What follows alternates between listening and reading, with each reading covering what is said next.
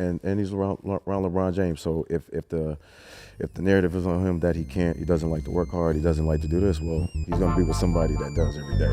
So we about to see these next 2 years.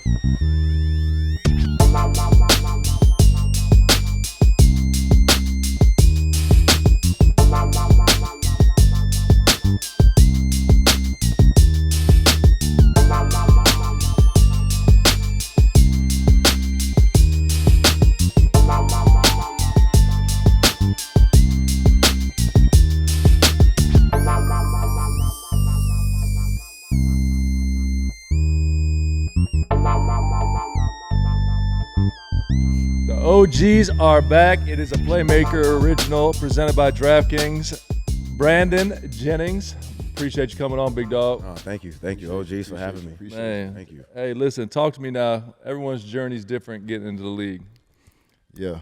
We talked about it before we got on here a little bit, but the way you did it set the precedent, the bar for all these young kids now. Hey, we got all 3 levels here. We got out of high school to Europe. Yeah. We got what you was fifth? Yeah. Fifth? I remember that shit, fifth, and we got an undrafted sitting over here like me. We represent so for kids at home, regardless of what your path is, you can make it. Yes, you can. We are representations Yes, you of can. all 3 different levels and different paths that we got. You know, everybody wasn't as fortunate to be number 5. You know what I'm saying?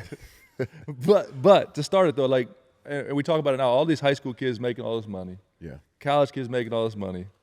When you did this, I thought you was off your rocker, bro. I ain't gonna lie. Because it was so outside the box. It wasn't the norm. It wasn't, hey man, I'm gonna go to. You had every college going after you, and you decided. Tell me the story about that, because your Uncle Sonny. We talked about Sonny Bakara before we got on here. Uncle Sonny kind of helped you guide through that, but that was one of the most gangster moves I've seen, man. Yeah, Sonny Vaccaro, like you just said, the godfather of basketball on the circuit. Came to me, man. I was struggling, trying to figure out what I was gonna do with my, my life, just in general. Graduating high school, #1 player. Couldn't get into Arizona. Oh, you couldn't get in school? Oh, you couldn't get in I Arizona. couldn't get in school. And then, so I'm just like, man, like I got to figure out something to do. So Michael Thompson, Clay Thompson's dad, was on the radio talking about, I don't know why these kids just don't, go overseas or, sit out for a year and do something different. And Sonny Vaccaro was on the radio talking about it. My mom called Sonny, and next thing you know, I was in Italy. Wow, that's crazy. So it's just they happened to be talking about it, and your mom heard it. Yeah. That's so good. That's great. That was written. Yeah, we was in traffic on the 405 freeway, just like stressing out, like trying to figure out what I was gonna do next. 405, you ain't. That's all you are, stuck in traffic in the 405. Always traffic. So at that age, that's a huge step, because I had to go to Europe as a grown ass man, and I didn't want to go. I struggled as an adult. Yeah. Talk about as a teenager. I went to jail. I did all kind of shit. I couldn't figure it out. Yeah. Well, the great thing about the experience is that I was able to have my mom and brother. Oh, that's beautiful. So my mom was there. My brother actually he went to a school out there, so he got his experience on life. Okay. But the process of it though, like man, so I had to go to Vegas. I had to work out at the Impact Center, right? So I'm in there with Dante Jones. I'm in there with J.R. Smith. And I'm fresh out of high school, and I had to go against these guys, and it's a bunch of Euro scouts in there. My agent Bill Duffy at the time, Sonny gave me a kiss on the cheek and said, "Young fella, you're going to do great. Like, don't worry, like you're going to do great." Like once you get that kiss, you're in. He's like, "Yo, you're going to do great. Trust me." Went out there, killed the first 2 days, and then next thing you know, I meet Chris Stone at Under Armour. We're in Vegas, and he's like, "Yo, I just got the job with Under Armour. What's up?" And then next thing you know, I'm signed to Under Armour, and then I got 1.5, and I'm gone. Like I'm just go. And Sonny's so gangster, like he's, I'm excited because I'm hearing the stories, like he did this for like LeBron, he did this stuff for Kobe, like all the ones that was coming up. So, sitting in that office with Kevin Plank at 18, and they's like, be the first to start this Under Armour basketball. I had to do it, like, because I was already taking another risk. So I was like, ain't no going back now. But no going back. But I want to go back. I want to go back to growing up in Compton, because I'm from Liberty City. It's a hood in Miami. Yeah. He from a hood in South Dakota. You can't even keep a straight face. He said, "What's wrong with him?" Dog from a hood in South Dakota. Yeah. But talk about growing up in Compton, man, and obviously, Yeah. we have ours is kind of like represented by neighborhoods. You from Liberty City, you from Overtown, you from Coconut Grove. You know what I'm saying? So it depends on what neighborhood you're from. But it's a little different in Compton. I mean, I don't know how different it is, but tell me how different it is, because you don't know what you see on TV and the colors and different things like that. But our streets are controlled by gangs. You either on the blue side or the red side, or then you have the Mexicans. They have their gangs and things like that. But I grew up in Compton when I was younger. I went to Double Rock Baptist Church, so I'm really into my spiritual life.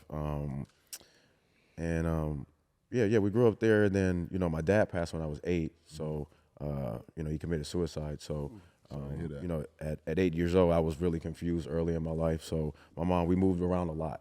Okay. So I was living in Carson. I was living in Long Beach. We were living in Orange County. Anything. My mom was trying to find ways to make our situation better. So growing up, it was just a lot of moving around. Yeah. I understand that. Yeah. So nothing was really comfortable. And where did basketball come into play? Is that was your balance? That's where yeah. No matter what was Basketball going was my on, escape. that was your getaway from everything. Yeah, basketball was my escape from life. Just I had no time to really think or cry about it or anything, because I had to take care of my family. At 11, 12 years old, I was getting paid to play basketball. So that's what's up. I had one of the most epic mixtapes ever. Yeah. The mixtape was bananas. Thank you. It's Really? great. Oh, How did I miss this? I don't know. It was everywhere. His mixtape was Make crazy. sure we air this. Pull up the Make mixtape. sure we air this. We put out some clips of that. What were you like when those mixtapes were coming out, though, for real? Man, I was so like the first time I saw MySpace days. You see these guys, MySpace, yeah, these guys, they were following around us with cameras, and I was just like, damn, it's kind of like weird at first, but man, when they dropped that first mixtape on Ballless Life, That and Hoop mixtape, man, that took over, dog. Viral. Yeah, I was like every week, I was like, yo, you see that? Like, have my mixtape ready. So, but that was the way to get us out there. I'm watching that when I leave. I got to see it. Yeah. Now I got to see it. Buddy. Now I got to see it. I want to say, though, because with all that, you say you couldn't get the grades to get to Arizona. They couldn't get you to Arizona for real? Well, a lot of the reason was Luke Olson, he retired. Yeah. At the time, so that was really changing my awesome. mind. Joe Baez was telling me he wasn't going to come back. Okay. And then I didn't really know Kevin O'Neal like that, so I was already on the fence of it a little bit. And then you weren't even fighting it. Yeah, I was just like, all right, whatever. Like, we'll figure something else out. It went 10 to Milwaukee. Yeah. So how long did you stay in a row? How many games did you play over there? I played the whole season. Whole season, okay. Yeah, I got it. The good thing about it, like having Sonny behind me, I was in the EuroLeague. Yeah. Mm-hmm. So a lot of those games was set up for me to be able to showcase. So I played against Travis Best. Wow. I played against Errol Boykins. Yeah. I also played against Ricky Rubio out there too, which was a highlighted game. So I got those games in that I needed. So you don't understand because you never had to go this route. So let me explain to you how it goes. No, listen. You have a team. And you play for your city, but EuroLeague is when you play against other teams from other countries, and then they all have a winner. Mm-hmm. And you're the winner of EuroLeague. So that's not necessarily in your city. That's kind of EuroLeague. So you didn't have to go that route, Killer. You wasn't. Get your ass out I'm of just here. explaining it to the people at home and the people that never had to deal with that. Yo, why do you think more kids don't take that route? That's a great question. Honestly, to be honest, like you was different, bro. I told you I struggled making that decision as a grown man. You know what I'm saying? As a 21, 22-year-old man, I struggled to say, yes, I'm going to go to Europe for a year and come back and chase my dreams. So for you to be able to do that as a teenager, regardless of a kiss on the cheek from Sonny, that still was like, you got to give yourself some credit for that, because you was making grown man decisions at a young age. I'll tell you what, though, I think it was headed in that direction. Melo went, right? Yes. It started heading that direction, but then like everything else in life, everyone combats it, right? Oh, okay, we see that happening. Okay, we're gonna start G League, G League night, and then the college is like, wait a second, hold the up. Yeah. That's they're gonna start taking. Okay, now we're gonna start paying them. So everything had a domino effect. What you did was a domino effect. Yeah. It was like it was starting to go that direction again. People were like, oh, he did it. He went 10. It worked out great for him. Yeah. He got a shoe deal early. He got the done. Blah blah.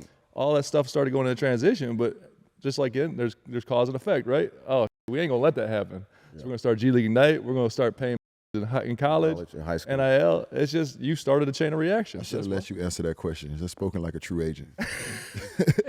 I should have let you answer that question. Your answer was way better than mine. Y'all just agent question. That's what it was. You started it and I'm telling you, man. I touched on it before, but it was a real gangster move because that's an unknown. Bro.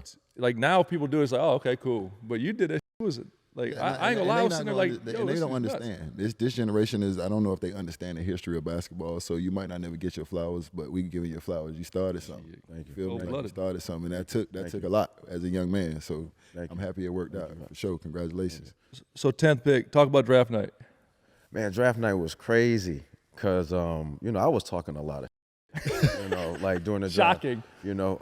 Just off the fact that I was a little mad because I wasn't playing. I was watching a lot of my peers, have highlights in college, Yeah. So a lot of overseas too. I was thinking like, man, did I make the wrong decision? Of course. Like, damn, like did I really like? But when I got to them workouts and I was kicking everybody's ass and stuff and saw how advanced I was, that's why I ended up 10th. I would have went a little earlier if I didn't say what I said about Rubio, but I couldn't help it. I was just. What did you say? What'd you say? Oh no, I basically said like I was mad because he wasn't working out. And I was like, well, why doesn't he have to work out and we have to all compete and stuff like that? So I was just like, and I was like, well, if he's that good, I was just saying stuff like that. No, man. But listen. I mean, but it was. I feel you though. Yeah, especially when you're a young kid and you're looking for an opportunity to prove yourself. Like lace your shit up. Yeah. I think the video. I think we was working out with the Kings and you could see Johnny Flynn. Johnny Flynn just looking at me like, bro, like, chill. Like, he like, bro, like he put his head down. So that was that draft. That was Rubio, because like a gang of guards went top 10 then. Like a gang of guards, right? Yeah, we had Minnesota ended up taking. I got traded that year, because I got traded. That was Johnny Flynn ended up Johnny being in Flynn. Minnesota too. Yeah, Johnny Flynn and Rubio. Both of them ended up being in back-to-back Minnesota. guards. I remember that. That was crazy. Steph, Tyreek Evans, some guards. Yeah. Yeah, Terry Evans get his spot. Yeah. He get his spot. Like when you get to the NBA, then everyone talks about a transition. So to me, and you can answer this because you went through it, I feel like you'd have been even more prepared for the NBA transition than the college kid. Is that true? Yeah, for sure. Yeah, for sure. Europe definitely helped that a lot. And also being at Oak Hill though. Yeah. People don't like. I was away for like I left Dominguez in the 10th grade and I went to Oak Hill for my junior and senior year. So I was away from home already. Yeah. So doing going to Europe was actually easier for me. Yeah. Because it's like, well, I already been away from home, so it's nothing. You already been away. I could just keep going. That's crazy you say that, because I coached in college basketball for 2 seasons. And anytime I picked a kid or recruited a kid, or a kid came that was at like Mount Verde, IMG, one of those prep schools, they were 6 months or a year further along than any high school kid, because the normal shit you do day to day, they'd already had it. Mm-hmm. Yeah, they don't go to class. Yeah. Motherfucker don't go to class. Get up and play basketball and go to sleep. What you want me? I'm telling the truth, killer. Goddamn, what you want me to lie? It's okay. Oak Hill, how was that? Because I was in the middle of nowhere. Yeah. Oak Hill was great for me. I mean, I'm a 16-year-old kid at the time. I'm getting whatever I want, all the hype and everything. But that was a time for me where I needed to be alone, learn how to wash my own clothes, learn how to, dressing in uniform, getting up on your own, like getting to the gym. I used to go to the gym every morning at 5 a.m. just because I had access. Say it again. So, I used to go to the gym. I used to go to the gym every morning at 5 to 6 at home a.m. need to hear this. Yeah, 5 to 6 every morning because I was hungry. And, I knew this was my opportunity. This is the only way I was going to make it out. This is the only way I was able to feed my family. So, yeah, man, those 2 years at Oak Hill. I say this all the time. Changed my life. I say this all the time, bro. If you want something bad enough in life, you'll figure out and do what you have to do to get it. Yeah. Whether it be going to Oak Hill, whether it be going to Europe, whether it be getting up 5 a.m. Mm-hmm. If you want something bad enough in life, you'll do what you had to do to get it, bro. Yeah. You have to leave people behind too. Yeah. When you're getting it, I think that's the, that was one of the key things too in my life. A lot of off the court things I was battling with. I think we can relate. We can relate. Growing up in Miami and playing professional sports in the city of Miami, dog, was probably the hardest thing that I ever had to do. But it was the most rewarding and beneficial thing. The evolution, the person you see right here sitting in front of you, I would say 360, but then I turned around to be the same. So 180. It's a 180. It's a 180, dog. Like, you know what I'm saying? Like, being able to say no, being able to separate yourself from certain people and certain things. Man, I got so many homeboys that passed away, you know what I'm saying, while I was playing professional basketball. And there was a time where I used to be out in the streets hanging out, you know what I'm saying? I ain't doing nothing crazy. I'm a basketball player, but I'm in the same situation. You know how that go. You with somebody and something pop off, you just with them. Yeah. You know what I'm saying? So obviously for me, I had to get to the point where I was able to separate myself from people, leave some people behind. Yeah. And then some you bring with you. You know what I'm saying? Some of you bring with you, some of them good for your mental health. Some people really got dreams and goals, and if you can help people out with your platform, then you do it. Yeah, I think the biggest key for me when I tore my Achilles, was getting closer back with God, spiritually, and I think you know, like outside of the hoop world, people don't really know how much we go through in life, like mentally. Them dark nights. Nobody ever talk about them dark nights. Them crazy dark nights to where your mind is just wandering and, you know, you're trying to figure it out. And the best thing for me was me getting back with my Lord and Savior. Ain't nothing better than that. That's why I was able to get this Tuff Crowd thing going. And I'm glad you brought up two things there. Two things there that I really want to touch on. Your Achilles injury. Yes. The people have no idea, right? It's a tough injury. So talk about going through that, and then on the flip side, talk about how impressive it is that KD went through that, and he's now doing what he's doing. Because the Achilles now, that's Well, it was a game changer. It was a time where you did that injury. Herky jerky mother. Yeah, it was a time where you had Achilles, and they might have thought it was over. It was over. Yeah, for sure. But so my Achilles happened, and my second year I broke my foot. Like I got a screw in it, so it was that same. It was that same foot. But yeah, man, that was one of the biggest challenges of my life, my Achilles injury, because I was able. This was the first time in my life where it was out of my control. I have to have a summer where I don't play basketball. Never did that You before. know, I'm dealing with stuff off the court with baby mamas and, you know, money and family members and friends and things like that. So I'm just trying to figure out, like, you know, I had to find myself again, you know, through all that, because I was losing myself because I was too busy trying to make everybody else happy instead of, you know. Man, you find, and I think all of us can relate to that. Like you look around and you working your ass off, you made it to the NBA, and you should be excited and happy about the situation you in, and you look around and everybody else happy, but you ain't happy. This is crazy. Is it crazy? I've been there, dog. Like, this is what I work for. This is what I dream for, and I'm here, and I look around and everybody else enjoying it more than me. You know what I'm saying? And that's what people don't talk about. Like them dark nights, I tell people all the time, and I said it before, there was days, bro, I wouldn't leave my hotel room, Killer. You probably know this when we were playing together. It was days I wouldn't leave my hotel room in the dark. All day. Stay in the house. Yeah, all day. You know what I'm saying? And those are what people don't talk about. I think they see the parades, they see the trophies, they see the confetti, and they think it's like that all the time. That's like 2% of this. The other 98% of this is a grind. You traveling, you landing 2, 3 a.m. You know what I'm saying? What people don't understand, it's not fun unless you win. Man. It's not. It's not fun unless you win, bro. And that's why I was so committed to winning, because I wanted the benefit of the work that I was putting in. Speaking of winning, 2013, you said you was gonna get the Miami Heat in 6. That's that good Cali bud. You know, That's that good Cali bud. That's that gas. I mean, the gas. That's that gas. That good Cali bud. That's just floating around. It had to be. Now, they challenged us in the regular season. They did. They gave us all we wanted in the regular season. Yeah. But he gave us a little extra with You know what's crazy? The Bucks actually did win in 6. They beat the Suns in 6. So actually, I was just speaking into existence. That's all you were doing? For the future. That's Just for the future. crystal ball over But here. we had no chance beating them. Oh my God, they sweat. Listen, you got the king riled up.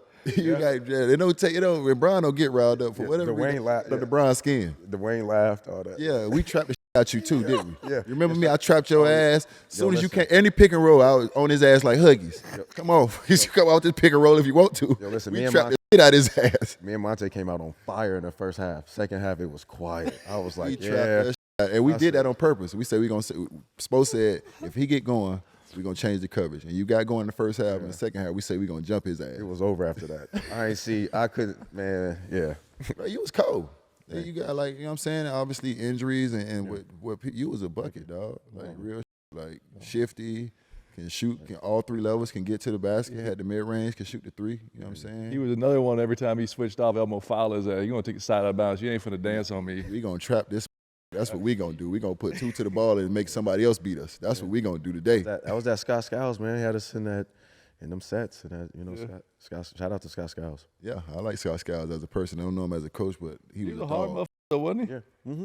You liked it? Mm-hmm. I just came because, remember, I had just came from Europe. Yeah. So I was getting cussed out in Italian languages, you know, all type of different languages every day. Europe, did y'all have this in Europe where it was days where y'all just had conditioning days where y'all didn't even touch a basketball? Yeah, my first. Yeah, my first I was like, what the f is this? When I got there, I was like, what the f is? I came to play basketball. Yeah. Jack.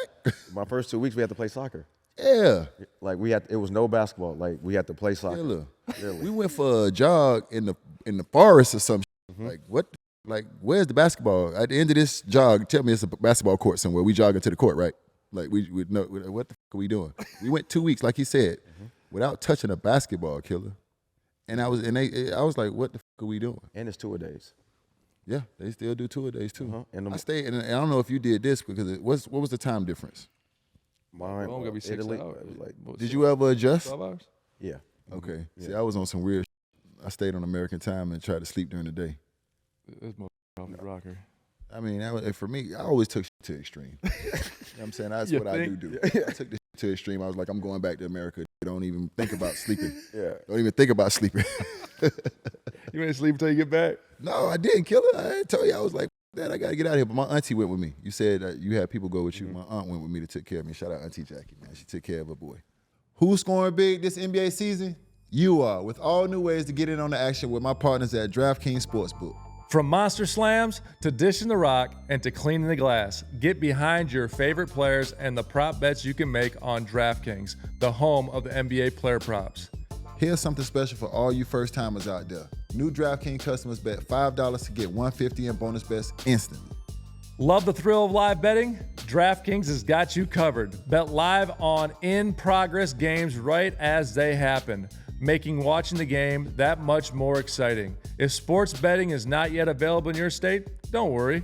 You can still join in on all the fun with DraftKings Daily Fantasy and have a shot to win cash prizes. Take it to the rack with DraftKings Sportsbook. Download the DraftKings app now and sign up using code OGs. The crown is yours. That's promo code OGs only at DraftKings Sportsbook.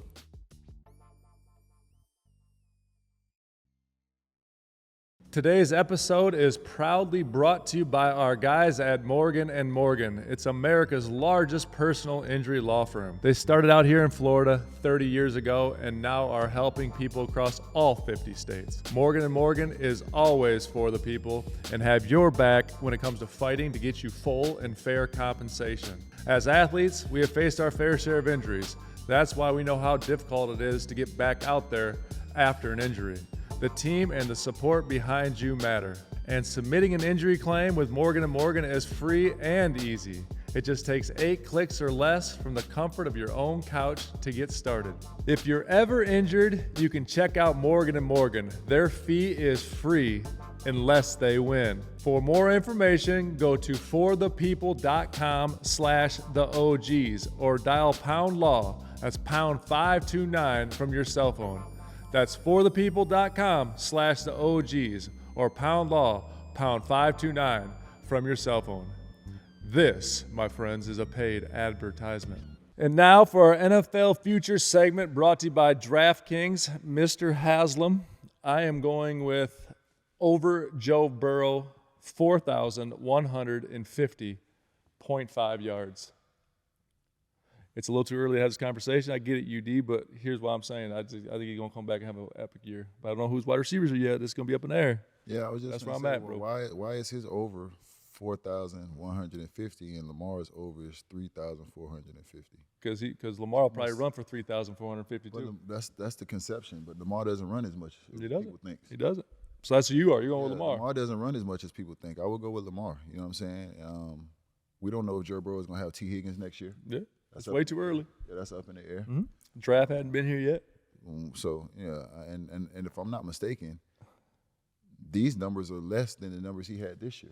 So that means they think Lamar going to get worse. Who the put this up here? DraftKings. Well, that's bull. I don't agree. Vegas I'm taking the over. You're taking the over on Lamar? Yes, I think it's a great bet. Yes. It's a great bet. I'm going over on Joe Burrow. Yeah. That's our picks for the futures. Way too early to call, but that's our early future. We just made it easy for ourselves. I took the black guy, he took the white guy. We made it easy for ourselves. We sure did. Made it easy for ourselves. Sure did. Ebony and Ivory. Ebony Woody and Wesley. And Ivory.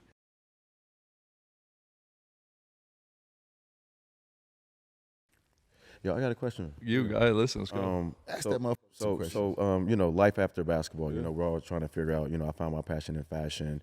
You guys have your podcast and shows. What made you want to start a sports agency? Well, when I got done Same with everybody. Like, you take a deep breath, it's like, what the fuck I'm gonna do, right? Yeah. Got into college coaching, loved it. I was coaching with Penny at University of Memphis, dope. Someone approached me about doing a sports agency. I thought they were crazy. Like, I was like, no way. But then I looked at the landscape of the sports agency world, and the fact that there's not more basketball people leading that charge was crazy to me. Awesome agents out there. I still think there's great agents out there. But when you look at the landscape, it's just like any other business you get into, right? You look at what you're going to keep competing against. Yeah. The best agents in the business right now, or the so-called best agents in the business right now, have been doing it for a long, long time. There needed to be some kind of a change and some kind of, I'm big on disruption. So I came in there. I wanted to build my agency like I would a basketball team. I wanted to be exactly like the other agencies, but they couldn't be like us, which is basketball-led. At the end of the day, man, like, when you get done with a game, if it ain't family, who you calling, right? Up game, good game, you're calling your agent. Yeah. That's how so I just want to bring that basketball blend, and I was like, it's a perfect opportunity to come in here and do this and disrupt. And with your experience in basketball, with the players that you signed, what some of the things you were able to warn these players about, like, that's coming that, that a lot of them, don't know? Well, just like all of us on this couch, we've seen the good, bad, the ugly. Yeah. I tell people, man, like, I played 17 seasons, and it wasn't, the last 5 wasn't because I was the most talented. I couldn't hardly move, right? But I understood what my role was, and what your role is today might not be what your role is in 5 years, right? And so for any of these, especially the young kids, understanding routines, habits, the sooner you can pick up those things, the better you're going to be. And then understanding, okay, how do I get on the floor? Because playing time is like oxygen. If you don't have it, you're dead. Yeah. So how do I get on that floor? Okay, get out there, earn the trust. It might be 14 minutes today. Next month might be 18, then it's 24. But it's just building those habits, routines, and having awareness. Who the f are you? Yeah. Right? Like, we played on the Miami Heat. Yeah. There was time we run around, we ain't gonna touch that rock. That's fine. The little 12. The little 12. The little 12. So, like, that's the type of stuff I think, again, where the value of being on this side of it is you get that trust.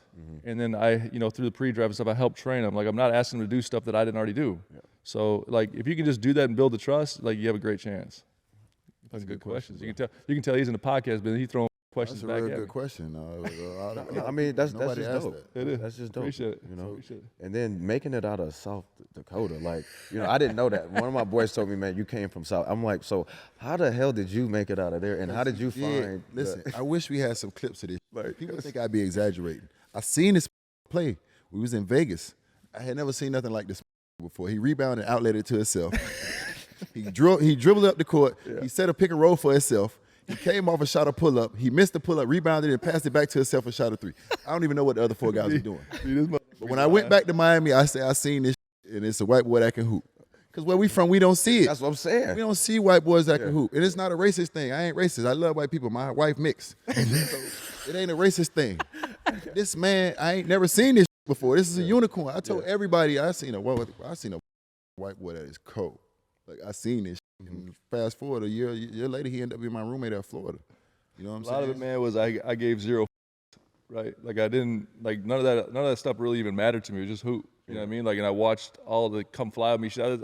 I just, basketball was my life. My mom and dad, my dad played, my brothers played, like, my uncles played. Like, it's all I knew. And in South Dakota, you either real gym rat. Real gym rat. You know what I mean? And so I was hooping. So it was like, but it was hard. The hardest part I had really is getting on the stages to show it, like the Vegas things, like those things. Like, you cooked. That was the hardest thing, because, like, teams I had to be different for them to fly to South Dakota and see me play. Right. Yeah. You know what I mean? Like, that's the only difference it was. That's the first time you admitted that you were different. You always try to downplay when I tell this story. You do. You always try to downplay. You always try to downplay it like I'm lying to these people. Now you admitting that you were different. I was different in that aspect. Like, I gave 0. No, you were better than the guys that you played with. That's what you were different. Don't say that. You were better than them. This is the truth. Sorry, guys. He was better than y'all. And you did. How do you feel about when people talk about heat culture? How do I feel? Yeah, about, like, I feel like heat coaches, you get out what you put into it.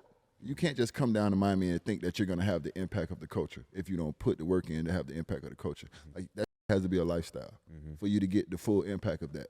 You can't be 1 foot in, 1 foot out. You got to be 4 feet in. You got to commit to that. You got to commit to the body fat. You got to commit to the work ethic. You got to commit to the sacrifice. Yeah. You can't come in one day willing to sacrifice on Tuesday and then come in on Thursday like that. I want to get mine today. Like, these are the things you have to commit to. You have to commit to enjoying others' success, even if it ain't your day. You know what I'm saying? You have to commit to these things. And the problem is people are committed to these things until they're not. Until it's inconvenient to them. Yeah. You're committed to it at first when everything is going well. Right. And then when it's not going well, then you're not committed to the habits. You're not committed to the body fat. You're not committed to enjoying other people's success. That's the first thing you see when somebody take your playing time. Now you ain't cheering for the other. No, you got to cheer for the other because when it comes back around and it's his turn to play, you got to cheer for him. And the perfect example I can give you is myself and Shane Battier. It was the playoffs. In the playoffs, me and Shane didn't know who was going to play or who was going to start. It was either going to be me or him. But no matter who started, we always walked up to each other. We had a special handshake we used to do. It was like strength and honor. And I knew I probably wasn't going to play that. Yeah, strength and honor, like Gladiator. Shane, strength and honor. Shout out Shane-O. Yeah. Because I knew I wasn't going to play that night, but he knew I had his back. And that was a sacrifice because I want to play. I don't want to sit on no bench. Like, I want to be out there. So, like, Heat culture is committing to doing the things that are uncomfortable and that are not about you. You know what I'm saying? But if you can commit to it, or you can get 15 guys in the locker room, which is hard to commit to it, then you see the results that you can have. But if one guy is not committed and one chain is like a link, the bike ain't gonna go nowhere because there's one link missing. So it has to be a total commitment, and that's the only way it's gonna work. And it's super sustainable because the guy up top, we talk about the Godfather and Sonny, Pat Riley, the Godfather. There is no slippage. Yeah, if you ain't buying into the Heat culture, exactly. And so that's what people don't understand is it has to be a completely locker room overhaul of everybody being invested in it. And if it doesn't, then it's not gonna work. You know what I'm saying? And when I was in that locker room, I was quick to say to certain people, "This ain't the place for you." It's no disrespect. Respectfully, this ain't the place for you. You soft. You don't mind losing because we keep a chart. If we go play and we have a practice, we keep a chart. Who won one-on-ones? Who won 5-on-5s? Who won a defensive drill? If you get to you ain't won all day and that don't bother you, this ain't the place for you. That's real. Like, this ain't the place for you. You got your ass tore up today. This ain't the place for you. I used to go play one-on-one with Jimmy Butler every day, and people would think that I'm expecting the Jimmy to be, hell no, I wanted to win. Jimmy cooked my ass, I go home, and that bothers me to the next day. Yeah. It does. Yeah. And I won some games. I went up there to get punched on by Jimmy Butler. I ain't no punching bag. His old ass playing ones with Jimmy Butler? Huh? His old ass playing ones with Jimmy Butler? That's funny. Boy, go find the footage. What you talking about? What's the footage at, boy? Well, I know you going to grind it out, see my last game? We ain't getting no younger coach. That was just a small sample size. You seen his last game of his career? No. Man, go pull footage up. Make sure we play. Them was ice cold his last game. Dusted him off, bro. Hey, listen. Dusted his ass off when I went out with 24 of them things. Yeah, 24. I was like, hitting tray balls, dunking. I said, gosh, damn, father time. And that's also Heat culture because I never played I very rarely played in the last 3 or 4 years, probably 5 years. Yeah. But guess what? Every day I was in the best shape. Every day I was working with those guys. Every day I was invested just making small deposits. So when my time did come, even though it was the last game of the whole season, well, not the last game of the season, last game before we went into the playoffs, when my time did come, everybody in that locker room cheered for me. Yeah. Everybody, because I did the same thing for them all season. You know what I'm saying? I was running around my cousin's house going crazy watching that shit on TV. Yeah, man, I was like, I played for Stan Van Gundy, so I got some Heat coach. Like he had that same philosophy over there. So because when I had that stress before I tore my Achilles, I felt my game changing because, like you just said, everybody was 10 toes down. It's a habits thing, dog. Like, the habit. He was so detailed. Man. You take that outside of basketball and apply it, and it works. Yeah. Yes. The commitment, commitment of it, the habits that you build. Facts. Being able to do the uncomfortable things. What I tell people and I tell young fellas is everything you want in life, I don't give a fuck if it's basketball, I don't give a fuck if it's money, it's on the other side of doing the hard. Yeah. You got to go through the hard to get there. Yeah. Everything you want in life is on the other side of that. So you're going to cross that bridge, how you going to cross that bitch? You're going to swim, you're going to get it, whatever you do, but you got to get through that to get to where you want to go. And that's part of Heat culture, dog. Yeah. I got a question for you. Okay. Talk about Tuff Crowd. Yeah. Clothing line. How do I get some of the thought process? Oh, I was gonna get that. Okay. Listen, we love free too. But they'll talk about the thought process and where did that come from? So like I said, I tore my Achilles. I was coming back. I played for the Knicks, and then I ended with the Wizards, and then I took a trip to China. When I took a trip to China, I found out how big our culture was, like in fashion. So I'm just like, yo, this is crazy. Like, you know, they dressing like us, dressing better than us. Yes, yes. The hip hop music, just everything culture-wise was over there in China. I'm like, I have to start a brand. So I come back, we're just sitting around, and I'm like, man, we need to start a brand. And we called it Tuff Crowd. Like I just like the name Tuff Crowd because I'm like, well, my life is a tough crowd at this point. Tore my Achilles, had to go to China. I don't know if I'm gonna still play basketball. I'm dealing with this. I'm dealing with so much, and I'm just like, yeah, this just fits me. And then the biggest thing about a brand is you need a logo. So I needed something tough. I needed something like aggressive because I'm, you know, at the same time I'm dealing with a lot of emotions. I'm angry. Yeah. So I'm like, and then I found the first protective dog, which is a Doberman. Wow. Wow. I didn't know that. I didn't know Doberman was the first protective dog. Yeah, it's like the first hostile dog. I didn't know that. So then we found that out. I mean, we figured that out. And then it's the selfie era, right? So, you know, the selfie era. So I'm like, well, how do I get my brand out there? I'm like, well, why don't we put Tuff Crowd on the collar? Right here, stitch on the collar, right? So everybody at this area, you know, they take a selfie. So the first year, I'm just giving out shirts, just to see if people even post it. The next thing you know, I've just started getting people posting with the Tuff Crowd on it. And then that's how we. Where you get it at right now? Where can I get it? Tuffcrowd.com. But for you guys, you just give me your number and I'll make sure you guys at home can are see it though. Let him spend some of that money. I would love to. Okay. I support shit. I think it's really tough. Give me some shit too while you at it. I got you, coach. Put it on that black card. But yeah, man, starting Tuff Crowd has been great. Like you said, heat culture.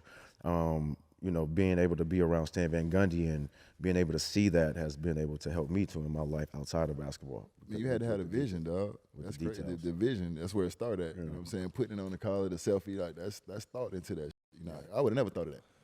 So we got some. I ain't good at. We got some fan questions for you. You ready for them? All right. At Cameron Palmer 401 asks, what was your mindset in Detroit after your injury because you were playing at an all-star level at that time? I guess we kind of answered it throughout here, but give her a quick. That was a recovery too. I want to talk about that because people don't understand recovery from injury. I told my Liz Frank, and that recovery was a. But you were playing at all-star level too, hooping. Yeah, under heat culture. Man, you know, it was tough. I mean, the recovery was tough because I had to sit down, and I don't like to sit. Like my mind started thinking, all right, well, what's next in life now? Yeah. Like I'm thinking, you know, like they said, the chances of coming back is very slim. So my whole mind is just thinking about what's next. Like, what can I, you know, what's next in my life? Like, who is Brandon Jennings going to be? Yeah. So it wasn't really, you know, I loved the game, but the passion wasn't there anymore. I was already focused on what was next, like the close. That's dope. I mean, I remember when I got hurt, and that's the time when you're out and you have an injury like you know your Achilles, and I tore my third, fourth, and fifth metatarsal, and that's when I started investing in subways and things like that. You know what I'm saying? Because I started looking at life a little different. Because that's the first time I've been hurt like that. I've been vulnerable. You know what I'm saying? I ain't used to feeling like that. I'm used to being able to get up. And you know the day when I knew I was up when my son did some I couldn't catch him. Like he did some I don't remember what it was, but I couldn't catch the motherfucker. I had to get on the thing and scoop and try to catch them. And I said to myself, I got to fit because this ain't it. Oh, get angry, man. Yeah, I couldn't catch him, dog. And I was like, I ain't never been like this. I ain't never been this vulnerable. I ain't never been broke like this. You know what I'm saying? And that's when I got into subways and I started thinking outside the box because I didn't know if basketball was going to give me what I needed no more. You know what I'm saying? Fast forward now, subways, Einstein, Auntie Anne, Starbucks, you know, all of these different things. But it just started when I was injured. And if I never got injured, you know what I'm saying, it's a blessing in disguise because I never got injured. I never started thinking like that. I never started thinking out the box like that, dog. Yeah. What you think about heat culture outside of, you know, you talked about Stan and you had a little bit of it, but like, what you think about it? I mean, I like it. I mean, I love structure. Some people think it's. I play my best when I have structure. You know, Scott Skiles structure. Stan Van Gundy structure. So I always had to. I'm better when I have structure. When I don't have structure and you just let me do whatever, then it's like, all right, well, I'm gonna do whatever. Right, you know. But I respect the structure. Like I respect. You know, I always like to respect my coaches. Yeah, that's what's up. At Mr. Stress Free, where did you get your style of play from? I grew up a big Kenny Anderson fan. Wow. I can see it. A big Kenny Anderson. Georgia Tech. I never thought about it. I can see that. Yeah, my homie Rodney Guillory gave me a tape in the 8th grade of Kenny Anderson, and I watched that tape every day, and I was like, yeah, that's how I'm gonna play. Like, I like his style. I got a fan question. You got it? I'm a fan of the pod. Talk about that and just the collaboration that y'all got and, you know, just how you enjoying it. You know, I'm a huge fan. Shout out. Yeah, well, it's dope because it's all NBA players. Yeah. Like, right, you know, it's all NBA players. The fact that Gil was able to get all these guys, you know, around each other to show up every day at 11:30, which is what time we would practice. You know, that's why smart. you know, that's why we go at 11:30 to 2. But just what we've been able to talk about, everybody has their opinion. You know, we get crazy on there. We talk a lot of you know, but you know, it's just great, like man. having fun, dog. Yeah, it's just having fun. Like, you know, so to salute to all the guys, Kenyon, Rashad, Josiah, you know, Gil, of course, you know, Nick Young, you know, just for, you know, we're still professionals. I think that's what we show too. Like, we're professionals. Like, yo, we went through the NBA. Now this is an easier transition for us because, you know. And yeah, everybody has their own opinion. Everybody, you know, obviously respects what each other have to say, but you know, I enjoy the fact that you have diversity, a lot of different personalities, and a lot of different opinions. You know what I'm saying? And nobody's scared to voice their opinion. No. Me and Killer never agree on shit. We see shit completely different. But if y'all agreed, nobody would want to watch y'all. It's true. So, you know, you gotta. Like we still figuring out the earring thing, but I see you got one too. So I guess I need to go get me one to hang. Let my shit hang too. Yeah, I mean, it's I gotta let my shit hang. I was like, God damn, Killer, where you get the earring? Now I see I'm the only don't got it. Hey, talking about talking on there. This question must be from there. Something Mobley. I can't read it on here. Ask him how the very first Eastern Conference champion MVP went to Jason Tatum, but he ain't the number one option. What'd you say on there? Actually, you know, I forgot that he was the because we had a discussion about who was better, Jason Tatum or Jaylen Brown.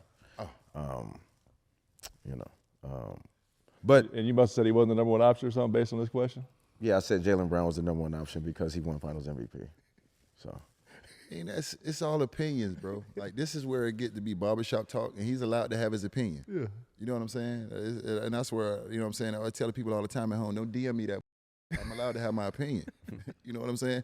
Like, yo, so the other day, I'm on ESPN, and I do top 5 legacy players, and I end up with Steph number 1. I think I had Kobe number 2. Before I got off the set, I had a DM. You bitch, Kobe Bryant is the best. My agent had to have me pump the brakes because I was about to. My agent said, "No, don't do it. You get." He called. Hey, you, because I looked at his page. This thin as wind. He called you a bitch? Killer. Yo, Killer. I looked at it. Yo, so I'm about to. I know how you. Man, hey, boy. Hey, listen, I'm still old school. You got to be accountable for the shit you say. I'm saying. yeah. My agent had to talk me off the ledge. But, bro, it's just my opinion. I got to be a bitch because I got an opinion. Like, you know what I'm saying? And I had Steph number 1 because Steph is still playing. I knew that didn't sit well when he called. That's why Steph ended up being number 1 over Kobe for me. Hoop talk is dangerous, man. Hoop talk is dangerous today. Yeah, bro. They like and the other day we was on there, dog, and I wish Perk was here right now. We on set, man, and that when he made that comment by Jimmy Butler. I mean, Golden State thought they was getting a Taylor Swift or a Beyonce, and they got a Nicki Minaj. Them Barbies tore his ass up. Boy, I don't know how they got his number. I don't know how they got his address. The Barbies was on his ass like Huggies. Straight up, dog. Like Huggies? Yeah, dog. Like you are not I don't know what's going on. I'm from an era where you're allowed to have an opinion. As long as you ain't disrespecting nobody, you're allowed to have an opinion. People start to disrespect you nowadays because of your opinion. And that's crazy to me. That is wild. Bro. Everybody's supposed to think the same and say the same That's crazy. Speaking how the league is right now, obviously All-Star break, we're here in San Fran, getting ready for make the playoff push. We got a new segment, UD, by your boys at Rose Sparks, the Stronger for Longer segment. So talk to me about the trades, the Luka trade. Yeah. He been traded. I wanted to ask him about his trade too, because you got traded for Middleton and Brandon Knight, and Middleton ended up being a staple in Milwaukee for a while. And you still go to the games and support that team and still have a relationship. So you can talk about that, but I also want to ask him about his trade too. But as the league is right now, the Luka trade, are they? You think it's this year or is it stronger for longer? Stronger for longer. Stronger for longer. Yeah. Stronger for longer. Yeah. I mean, you know, you got a player like him that's really good, really great. At 25 in the Laker uniform, you know what that does for you. Like, so. I ain't gonna lie to you. confused the hell out of me when I woke up with that trade. You know, and he's around LeBron James, all. and he's around LeBron James. So if the narrative is on him that he doesn't like to work hard, he doesn't like to do this, well, he's going to be with somebody that does every day. So we're about to see in these next 2 years. Listen, and it's nothing against Luka, dog. You know what I'm saying? But I wasn't mad to see an organization take the power back. They did. I wasn't mad at that. They definitely did that. I've seen too many players hold teams hostage with bad habits, but because he our best player, we got to let him get away with that. Nah, that. Because if your best player is your you can tell who played 20 years in Miami. Nah, because I'm gonna tell you one thing, dog. If you really want to, if you're really talking about winning championships, if your best player is your hardest worker and your leader, that take your locker room and that take your team to another level. And we seen that firsthand. So we know what that looks like. Now, with that being said, he is 25. He does have time to learn, but he got to be willing to learn. Yeah. We ain't there every day. We don't know if he coming in trying to get better or willing to learn. Just came off the finals run, though, dog. What the that mean? Well, goddamn. Everybody, the other 14 guys ain't as talented. So guess what? They can't do what he do. Yeah. But guess what? These rich looking at him saying, well, if he ain't got to do it, well, I got to do it. And that's what that's when you start to divide in the locker room. Because was worried about the shit they can't control. That's why I kept a job for so long. Sitting in the locker room because worried about take the N word out. Sitting in the locker room because worried about the shit they can't control. And I'm sitting here telling them, focus on the things that you can't control, dog. You can't control who gonna get in the game. You can't control how many minutes you gonna get. You can't control the rotation. But guess what? You can control what you do in them 3 minutes. You better be lightning in the bottle. In those 3 minutes, you better stand out. So that's where I think they were looking for a situation where we want to put somebody in the locker room where these other 14 guys can follow. And I think Luka can get to that point because like Brandon said, he's with the best in the business now. He's going to understand that this is a lifestyle. Yeah, it's not just, a season. This is a lifestyle if you want to be great. So he has that opportunity to learn from one of the best. But guess what? If he doesn't learn from LeBron and it doesn't go the way we think, what people going to say then? They still going to blame Dallas? And I also tell Dallas fans, get the over it. You've been to 3 finals in the last 20 years. You went to 2 when we were playing. You just went to 1 last year. And by the way, Anthony Davis is pretty good. Yeah. Awesome. Yeah. You went to 3 finals in the last 20 years, so that's like a finals every 6 or 7 years. It's organizations ain't been to the finals since we was in the league. We been out, and they still ain't been. So get the over it. You got a good organization. I'm serious. Yeah. We sitting here, we motherfucking throwing confetti because Detroit finally over 500 for the All-Star break, and you is crying. Get over it because you got a good organization. Have some grace and get a chance. Check your DM. I know you don't like defense. Give a listen, I know y'all don't. Listen, I know y'all don't turn on the TV to watch play defense, but with that lineup that they got, if the is healthy, you ain't scoring. You got 5 on the court that can switch matchups if you want to. Now take Kyrie, and he's not going to switch matchups, so you got 4 that can switch matchups. And AD out right now, but why ain't nobody talking about what Max Christie doing? Motherfucker cooking with no grease. Lift Sports Management, shout out. Yeah, so, get over it, man, with that. I wish I could be Nico for a day. Come with that if you want to. Come on.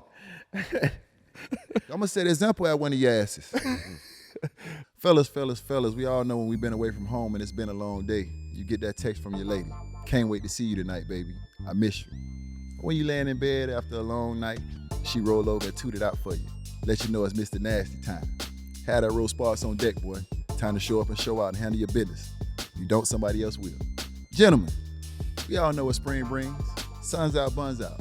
Get to spend a couple days on the beach with your woman, getting all those nasty thoughts in your head. Roast sparks stay in your system for 36 hours. So every day you out there, you can finish the night strong, boy. Handle your business. It's cheek clapping time. Roast sparks is a 2-in-1 treatment, fellas, for stronger, harder, longer erections. They hit that bloodstream faster because they dissolve under the tongue. Getting hard faster means more sex, my boy. After they dissolve, they're working 15 minutes on average, player. Roast sparks gives you the boost to last longer. More fun for both of y'all. Might be able to try something. Stay ready so you ain't got to get ready with Roast Sparks. Roast Sparks connects guys with medical providers 100% online. So there's no awkwardness, no embarrassment, just a full conversation on how you can be your best version. If approved, treatments shipped directly to your door, Playboy. If prescribed, new sexual health patients get $15 off Rose Sparks on a recurring plan. Connect with the provider at ro.co/OGs to find out if prescription Rose Sparks are right for you. That's ro.co/OGs for $15 off that package. All right, who wins? Who wins the East and who wins the West this year? I'm gonna go with my Bucks. And then Is that you believe that though? yeah, I believe they got a chance Yeah, with they- Kuz. I believe they got a chance with Kuz. I like 6'9". I like length. You know what I'm saying? Faster than Middleton, younger version. They was last in transition, so they can get up and down the floor a little bit. Milwaukee, West.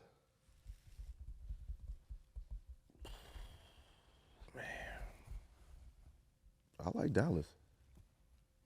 Listen, they get healthy. So LA was definitely stronger for longer.